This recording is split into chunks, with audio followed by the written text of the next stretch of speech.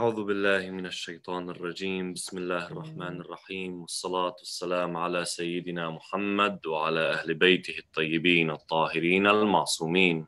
اللهم صل على محمد وآل محمد وعجل فرجهم يا كريم.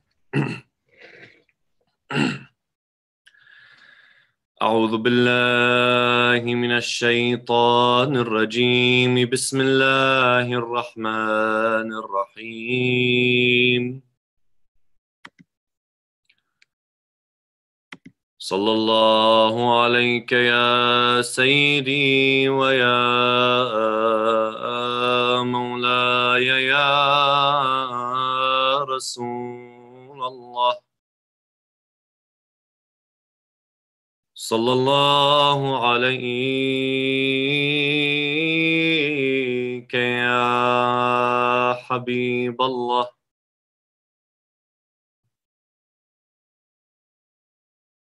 Peace and blessings be upon you, Ya Rasul.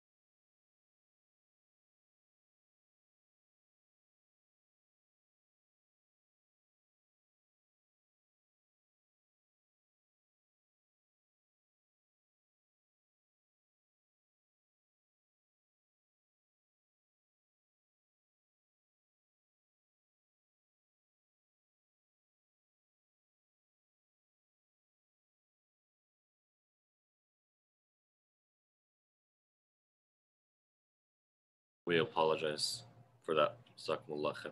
Let's begin, inshallah, this session with a loud salat ala Muhammad wa ali Muhammad. Allahumma salli ala Muhammad wa ali Muhammad. We'll finish the salawat and then we will get in. Sallallahu alayka ya Amir al-Mu'mineen. Peace and blessings be upon you, ya Amir al-Mu'mineen. Assalamu alayka ya Wali Allah. Assalamu alayka ya Hujjat Allah.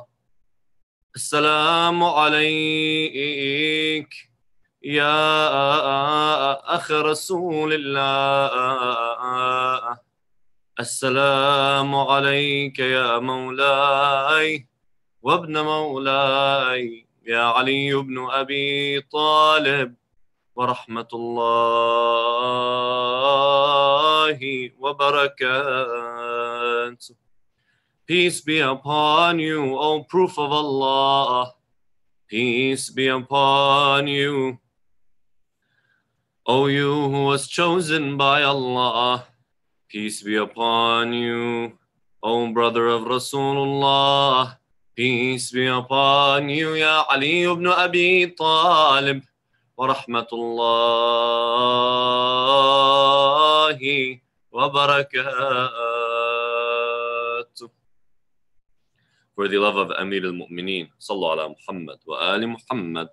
Allahumma salli ala Muhammadin wa ali Muhammad. Assalamu alaikum wa rahmatullahi wa barakatuh. My dear brothers and sisters, may Allah subhanahu wa ta'ala accept your fast, accept your a'mal, accept your salat, accept all of what you've done in this month. My brothers and sisters, we are very close to the end, and inshallah ta'ala, the month of Ramadan played its role and has molded us together collectively and also as individuals in the way that Allah subhanahu wa ta'ala intended Shahr Ramadan to do. And I ask Allah subhanahu wa ta'ala to make us from those who seek knowledge in this month, and inshallah, by the grace of God, we are from those that gain some knowledge from these lectures that our brothers at Mainstay are putting on. I will tell you just, as from my opinion and my personal opinion, that the content that's being put out there by the brothers that are, speaking, very, very rich content. So, if you get bored of me in the last few days, check some of their workout, and you won't be disappointed, inshallah ta'ala. Sallallahu ala Muhammad wa ali Muhammad. Jameel. So yesterday we discussed the idea of moon sighting, and we discussed the general rule, the golden rule behind moon sighting, and what more or less is the fundamental behind moon sighting in Shia fiqh and Shia jurisprudence. And we said that the moon must be seen with the naked eye. For you to consider the first day of Shahr Ramadan or the first day of Shawwal, essentially Eid, you must see the moon with the naked eye. So calculations of any sort to tell you that the moon is born according to our jurisprudence is not accepted. Astronomical data of any sort, astronomy or astronomers' opinions on when the moon is you're able to see it, or when the moon is born, etc., is not to be taken. And we said, my brothers and sisters, that we are not intending to stir up any controversy by discussing this. Rather, every person go back to the marja that they follow, and let's put this issue to rest. And I believe all of us can agree that there are more important issues in the Shia world that surpass this, the notion, well, I'm going to fast one day more than you, or we're not going to have Eid on the same day. When the fact of the matter is, we've been having different Eids, my brothers and sisters, for the past 1,000 years. As in, when you go to our villages in Lebanon and villages in Iraq, villages in Iran, etc., Najaf, Qom, even the major hubs of Shia Islam, they have 3 days of Eid anyway. And so let's put this issue to rest and let's move forward, right? And that's more or less the goal that we intended to get to yesterday. And in doing so, we looked at some of the ahadith of Ahlul Bayt alayhim salam that pinpoint and make it clear that the moon must be seen with the naked eye. And we said, if you go to Wasail al-Shia, the alim, the blessed author, puts down 28 different riwayat that use the word ar-ru'ya, must be seen with the eye, with the naked eye. And then he also looks at riwayat and presents riwayat that come and tell us you're not allowed to use mathematical calculations, nor the opinions of astronomers in pinpointing the beginning of the Shar'i month. Jameel. Tonight, my brothers and sisters, we're going to add on what we discussed. But we're going to ask a question that you all ask, and every one of us asks. And it's a good question. It's a correct question. It's not a question just to stir up debate. No, it's a real question. The question is this. If the riwayat are so clear and very, very straightforward about when the beginning of the month is supposed to be, or the method by which you pinpoint the beginning of the month, why is there a difference of opinion between our scholars on this issue specifically? I can give you a general answer.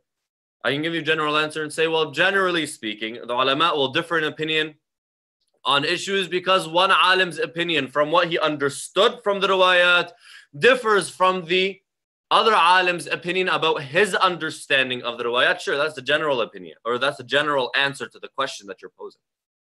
But in this specific issue, why is there such a difference of opinion? Where does it sprout from?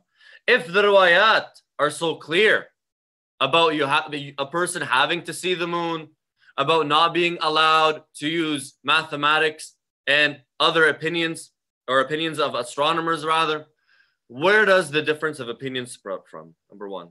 Number two, when it comes to those who are bearing witness that they saw the moon, what are the conditions of that testimony? We say that if somebody testifies that they saw the moon in certain circumstances, according to certain conditions, you can take their word and you don't necessarily have to see the moon for yourself. So what are those conditions? How is it that we know that the moon was seen? What are the conditions that were outlined by the Sharia itself? So inshallah, we're going to answer these two questions bi'awnillah ta'ala. Before we begin, we're going to have a lot of salawat ala Muhammad wa ala. Jameel. So where does the difference of opinion come from? I want you right now to visualize with me. Visualize with me and listen to what I'm saying very, very closely. You right now are in Dearborn, let's say, and I'm right now in Windsor. Between us, there's about 20 minutes away. There's 20 minutes distance. Jameel. So we can safely say that my patch of sky and your patch of sky is essentially the same. Essentially the same. Make that example or that point clear? No problem. Let's say you, right now, you're sitting at home. Yes? And you have your next door neighbor who's also a Muslim as well, Shia, looking up at the sky to see the moon. You go up on your balcony, you go up to the top floor of your house, you look up to where the moon is supposed to be in the sky, and you see the moon. Yes? Jameel. Can you safely say that if your neighbor went up in his or her home, which is just next door, and looked up at the same place, they will see the moon as well? Yes. Absolutely. No problem. Put your neighbor that's next door aside for now. Let's say you have a neighbor that's just down the street. Down the street. So you'd say maybe 200 meters away, 200 yards away. You look up at the sky and you see the moon. Can you safely say that if they looked up at the sky from that place, which is just 200 more yards away, 200 meters away, they look up at the sky in the same place, they will see the moon as well? Yes. Last example. You're in the same city. You live in one area of the city. Let's say you live on the west side of the city, and your brother lives on the eastern side of the city. And let's assume that your city is small, like Windsor. Small like Windsor, maybe 40 kilometers across. Like, you're in one place of the city, and your brother is in the other place in the same city. You look up at the sky, and you see the moon. Can you safely say that if your brother on the other side of the city looked up at that same exact place, they will see the moon as well? Yes. Jameel. Jameel. Last one. Stay with me. I know you guys are saying, okay, Ahmad, too much examples. No, they're not. Because I'm going to ask you now this last question. You see the city in Dearborn, in the US. Somebody in California also is let's say your brother lives in California. They're also trying to see the moon. You see the moon in Dearborn. Can you safely say that if they look up at the sky in California, they will see the moon as well? Now you're questioning. Maybe, maybe not. I don't know. So what is that fundamental factor?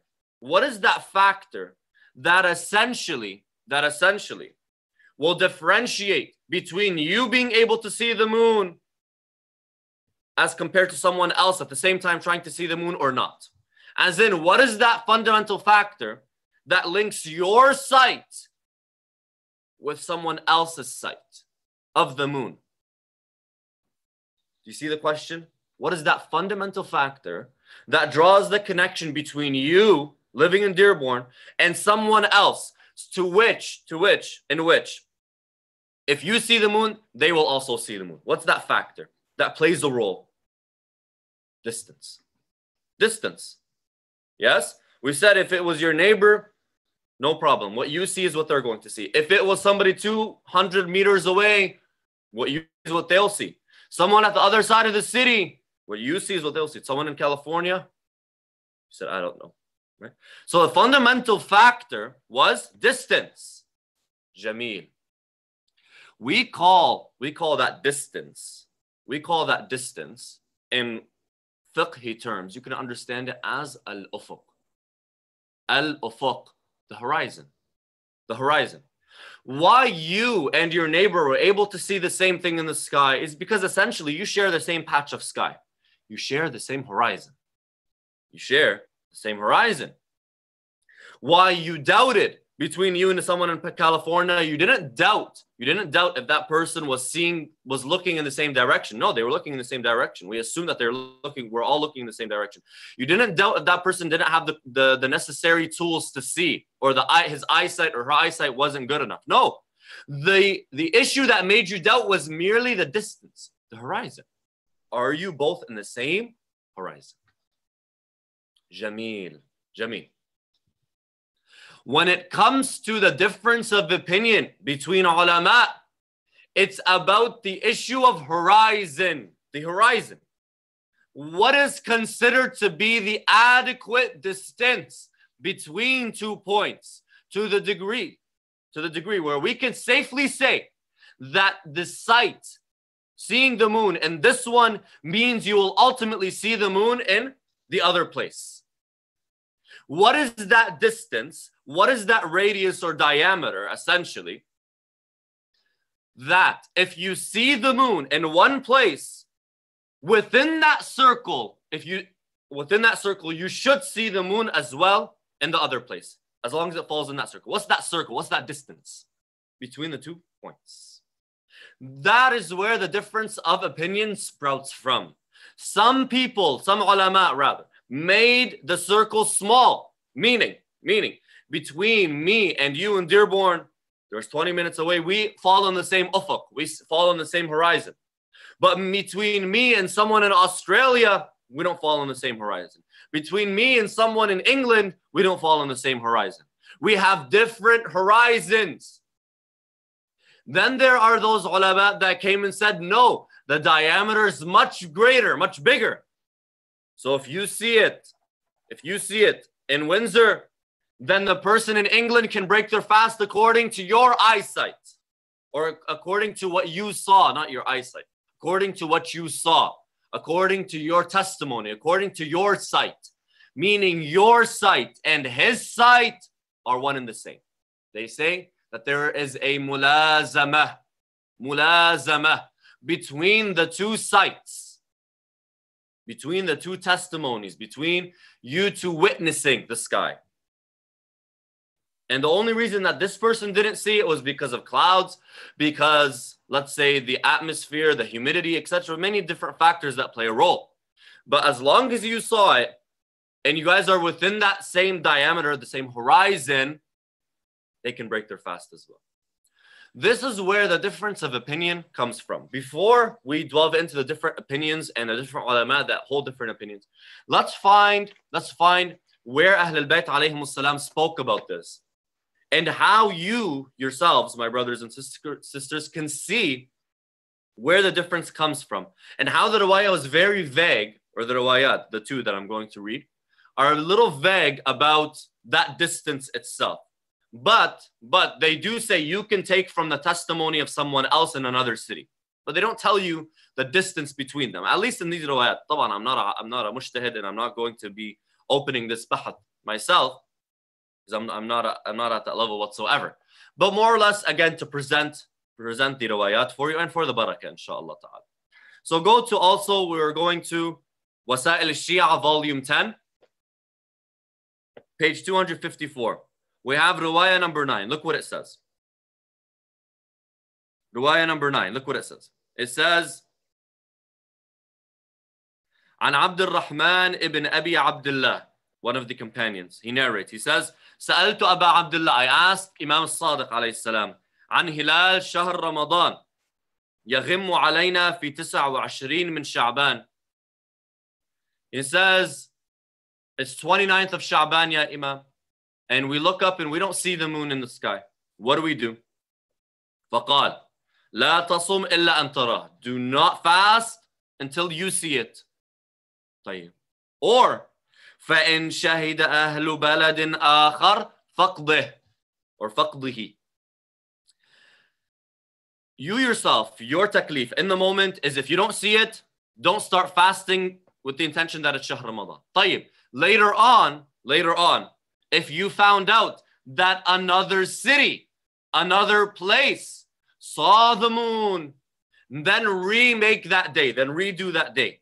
Then do qada for that day that you missed. Why? Because back then they weren't able to communicate like we are able to do today, right? A messenger would take maybe a few days to come from one city to another, one place to another, yes? So after those 3-4 days, you have that person come and tell you, hey, listen, in Najaf, let's say you were living in Karbala, let's say. It takes you about, what, a day or two to walk? Okay. Let's say you were in Najaf. Somebody comes from Karbala, tells you, in Karbala, we saw the moon. طيب. What do you do at that point in time according to the riwayah? You have to redo that day. Why? Because between Najaf and Karbala, there's a small amount of distance. The distance is very, very small. Meaning you're within the same horizon. Yes? You're within the same horizon. Jameel. So the Imam alayhi salam is essentially saying that you don't have to necessarily see the moon yourself. If someone else sees the moon from another city, from an X distance away, which is not specified by the riwayah, you can go by their testimony. You can go by their sight, because your sight and their sight are essentially one, because you're looking at the same patch of sky. Jameel. Another riwayah, page 278, riwayah number 3. The Imam alayhi salam is asked by Ishaq ibn Ammar. قال سألت أبا عبد الله عليه السلام إمام الصادق عن هلال رمضان يغم علينا في 29 من شعبان. Essentially asks him the same thing. 29th of Shahr Ramadan, or 29th of Sha'ban rather. We don't see the moon. We don't see the moon in front of us. What do we do? فقال لا تصمه إلا أن تراه. Don't fast until you see it. فإن شهد أهل بلد أنهم رأوه فقده وإذا رأيته في وسط النهار فأتم صومه إلى الليل. Essentially the same exact riwayah. Saying what? If another group of people from another city see the moon, then go by their testimony. So the base for this idea of two sights being equal, two individuals from two different places looking at the same patch of sky, the fundamental idea is there in the riwayat. Now, there could be some more details mentioned in other riwayat. I myself, I don't have the capacity to present them, nor do I have the capacity to even go with one idea over another, or more or less give you a full bahath and research on this issue. Not at that level. But just to make it clear that this idea is mentioned in the riwayat. Jamil. What are the different opinions? Here are the different opinions. Historically speaking, the most famous idea, the most famous opinion is that of Ayatollah Sistani today, historically, before Sayyid al-Khou'i, which is what we call ta'addud al-ufuq. Essentially, that the horizon is small. That the horizon, that diameter, that radius is quite small. So between me and Windsor and Toronto, which is about 4 hours away, we are within the same horizon. Between me and Windsor and maybe Montreal, which is about 10 hours driving, we could fall within the same horizon. But between me and Najaf, it rarely ever happens. Rarely ever happens that we fall within the same horizon. Between myself and Australia, I don't think it's ever happened, right? And Windsor and Australia, rarely ever happens.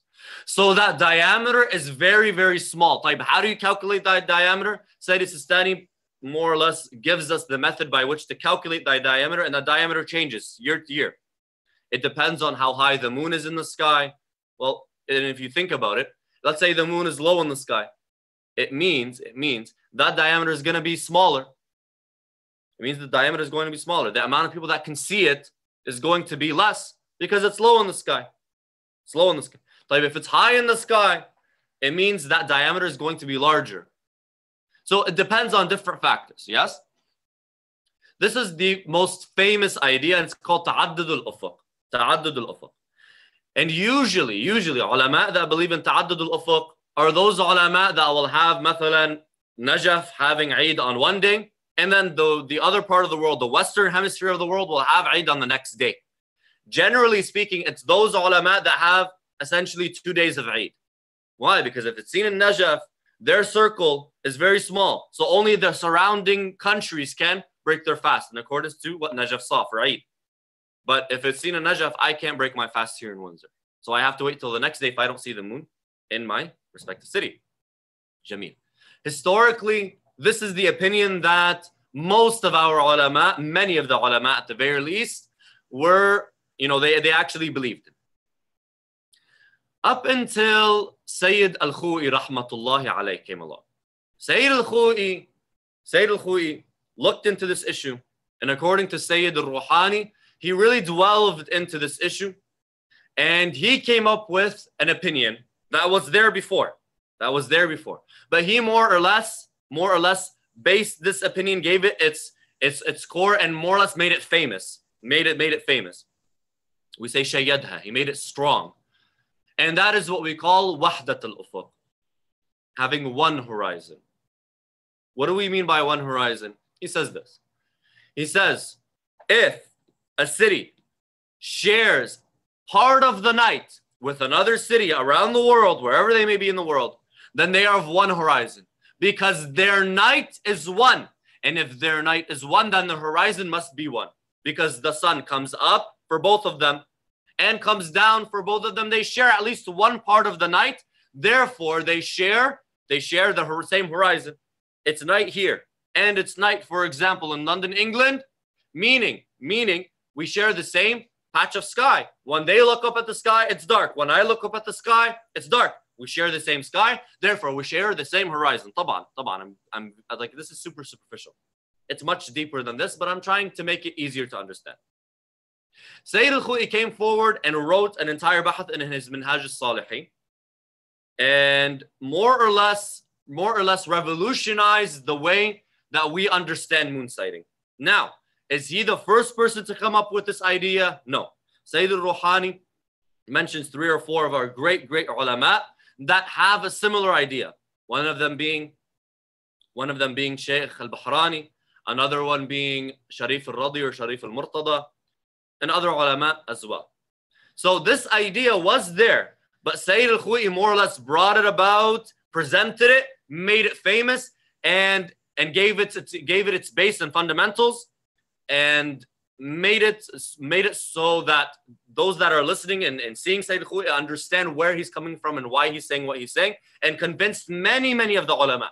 So you see, in today's modern day, most of the ulama, most of the maraja are on the opinion or a similar version of the opinion of Sayyid al-Khou'i. For example, Sheikh Wahid al-Khurasani, one of our greatest scholars, one of our greatest maraja, he comes and says they must share not a portion of the night, the majority of the night. The majority of the night. So let's say Windsor, Ontario, and England, London, England.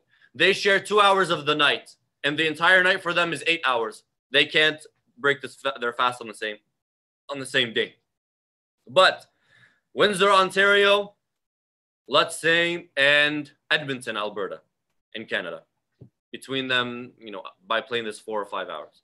They share, let's say, 5 hours of the night, and the night is 8 hours. They can break their fast on the same day. Their sight are equal to each other.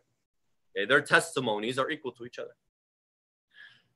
Then we have on the total opposite end of the spectrum, Sheikh Bashir al-Najafi. He says if it's seen in one place on the entire globe, the entire globe has Eid. So if it's seen in Australia, the person up in Edmonton, Alberta can break their fast. If it's seen in the utmost western part of the world, the utmost eastern part of the world breaks their fast. This is Sheikh Bashir al-Najafi. Also a version of the work of Sayyid al-Khou'i, but with a little twist on it, as they say. Sayyid al-Hakim also says something very similar, but differentiates between the Western hemisphere of the world and the Eastern hemisphere of the world. No problem. I'm not going to get into the specifics. Why I'm telling you this, my brothers and sisters, because you yourself now can think and see where the difference of opinion comes from in terms of when Eid is. You yourself can think, and if you want, on the day before Eid, or in those 2 days that more or less there's a difference, try to apply the opinions of these scholars. And you're going to see essentially that for Sayyid Sistani, he must be on this day, he cannot be on that day. For Sayyid al-Khou'i, he must be before Sayyid Sistani because of his opinion and how it works and how it's applied. Yes? So the difference of opinion, my brothers and sisters, is not based solely on the riwayat, because one riwayah says this and another riwayah says this. It could be more or less on the understanding of the riwayah. Why I'm telling you this? Because there are some that come up and say, well, our maraja, as we said, are stuck in the past. Our maraja don't want to revolutionize. Our maraja are more or less just saying what the scholars before said. Well, that's not true at all. That's not true at all. The famous opinion was that of Sayyid Sistani. Today, Ta'addud al-Ufuq. Sayyid al-Khou'i comes and more or less revolutionizes the way our modern scholars look at moon sighting. Where now the majority of scholars, the majority of our maraja are on the opinion of Sayyid al-Khou'i or a version of it. So our maraja, my brothers and sisters, are not influenced by those that came before them to the degree where they have a bias. No. They more or less take from the work of those that came before them, add on to it. Just like universities take the work of the doctors, take the work of the scientists, researchers that came before, and add on to it so that they can move forward together. That's how our ulama work. That's how our ulama work.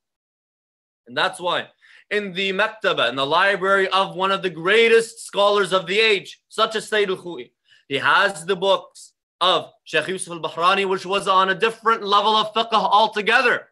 He was an akhbari, while Sayyid al-Khou'i was an usuli, meaning they were from two different schools of thought. Yeah, he has his books. He takes his opinions. He looks into them. Researches them, discusses them. Also with this, he has the opinions of those that came before him, al-mutaqaddim or al-mutaakhirin, those that were in the early stages of Islamic jurisprudence, the early stages of the progression and the growth of Islamic jurisprudence, and also has scholars that probably passed away a few years before him, like Sayyid Muhsin al-Hakim, al-Mustamsak, his book al-Mustamsak ala al-Warud. So you find our ulama, my brothers and sisters, are much more open. Much more open than the way me and you understand things. Much more open than how me and you perceive them to be, more or less. Much more open-minded. And when they come and present, they're presenting their findings in accordance to what is objective. They're objective findings, not subjective. Not what they believe in, what they think. They're depending on the riwayat, depending on their research, and ultimately giving us an opinion. Sallallahu ala Muhammad wa ala Muhammad. Jamil. Now that we understood this, the question is, when it comes to the testimony of when the moon is seen, that testimony, what are the opinions? Or, afwan, I'm so sorry. What are the conditions for that testimony to be accepted? What are those conditions? Sayyidi Sistani, in his Minhaj al-Salihin, or al-Masail al-Muntakhaba, usually the ibarat, the words are more or less the same. Minhaj al-Salihin having a little bit more detail. He says, يثبت الهلال بالعلم الحاصل من الرؤية أو التواتر أو غيرهما. The moon of the month, the beginning of the month, becomes known or clear to a person through them seeing it, them actually seeing the moon. Or a person can begin the month when they actually see the moon they themselves. Or knowledge that comes from التواتر أو غيرهما. What's التواتر? التواتر is more or less, when the people of the city are all on the same opinion, are all saying that the moon was seen, and there's no way that they can have the same opinion without actually seeing the moon itself. Meaning, you went to one side of the city, they said we saw the moon. You went to another side of the city, they said they saw the moon. And then there was no communication between the two. This is tawatur. وغيرهما وبالإطمئنان الحاصل من الشياع, and certainty that comes from the idea or from the opinion, from the issue becoming widespread within the city. Widespread, where everyone is getting ready for Eid tomorrow, right? You get into the city, you go to the city, you arrive at the city. Sorry, I'm just a little tired today, so the words are coming out sort of backwards. You arrive at the city at night, and you see the entire city getting ready for Eid tomorrow. That's shaya. It's known and widespread within the city. أو غيره من المناشئ العقلائية, and other methods as well. وبمضي 30 يوما كذا. And he also said وبشهادة عدلين, in the testimony of two just individuals. طيب, who are just individuals? What is a just individual within the Sharia? They define the just individual as a person who does the wajib, leaves the haram, and if they were to fall into haram, they repent. That is the just individual. So the religious person. Testimony of two religious just individuals. Jamil. When these two just men stand up and say, Wallah, we saw the moon, there is conditions that must apply to their testimony as well. They must testify for the exact same thing. What do I mean by the exact same thing? If one says, I saw it to the east, someone said, I saw it towards the west of the sky. They're both saying they saw it, but their testimonies contradict each other in the details. One says he saw it in the east, one says he saw it in the west. If it was actually in the west, then the one who saw it in the east didn't actually see it. So we don't have two here. Yes? So the testimony must be one and the same in its details, and also in the fact that they saw the moon. Similarly, there can't be a testimony that goes against theirs. Let's say we had 100 people go up and try to see the moon. Out of the 100, only two people come and say we saw the moon. And those two people are not just udul, not just, they're scholars. More than that, they're scholars. They say, Wallah, we saw the moon. But the 98 say, no, we didn't see the moon. Like, why is it that you saw the moon? Why is it that you two only saw the moon and 98 didn't see the moon? Their testimony is put aside. Their testimony is not taken. It's rejected. Why? Because there's a testimony standing against it. There is a testimony that is more or less saying, no, what they saw was not the moon. We have 98 other individuals to testify they didn't see the moon.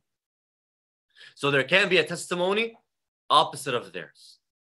There can be a testimony opposite of theirs.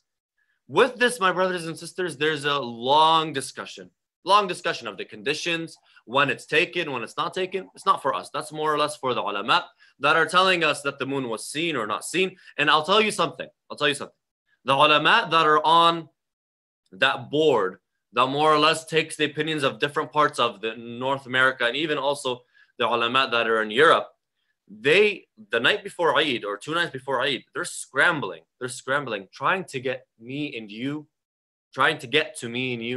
the correct opinion and when Eid is. So I ask of you guys, my brothers and sisters, 2 things. Number 1, pray for them. Number 2, be patient on them.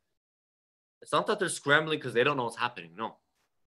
They're trying to find the correct testimony, the testimony that works with what is actually going on, and a testimony that is not being contradicted by someone else's testimony. Be patient with them, my brothers and sisters. They know what they're doing. They are not trying to make you fast an extra day. That's not what they're trying to do. They'd rather break their fast early just as well, okay? They are trying to get for you and me, my brothers and sisters, the day of Eid in accordance to all of the conditions, so their dhimma in front of Allah subhanahu wa ta'ala, their conscience in front of Allah subhanahu wa ta'ala is clear and they don't have anything on their shoulders. So bear with them. And if it comes to a point where there's doubt, fast the extra day. What's the problem with that? You have 29 days that you fasted or we fasted. We can't fast an extra day to be sure that we're not breaking any rules, right? Or if we can't fast an extra day, we can't fast extra day. We don't want to fast the extra day. Travel, break your fast and come back. And it's not makruh and it's not wrong. And we discussed this issue before. If not, we'll discuss it inshallah in the days to come بعون الله تعالى. أقول قولي هذا وأستغفر الله لي ولكم أسأله تعالى أن يعفو عنا ويغفر لنا ويرحمنا إنه نعم المولى ونعم النصير وآخر دعوانا الحمد لله رب العالمين وصلى الله على سيدنا محمد وآله الطاهرين.